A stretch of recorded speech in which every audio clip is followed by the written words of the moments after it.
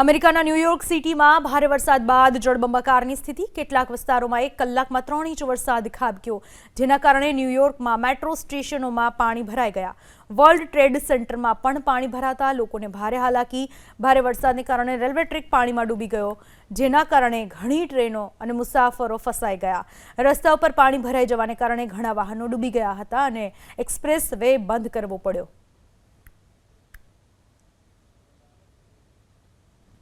અમેરિકાના ન્યૂયોર્ક સિટીમાં ભારે વરસાદ બાદ જળબંબાકારની સ્થિતિ। કેટલાક વિસ્તારોમાં 1 કલાકમાં 3 ઇંચ વરસાદ ખાબક્યો, જેના કારણે ન્યૂયોર્કમાં મેટ્રો સ્ટેશનોમાં પાણી ભરાઈ ગયા।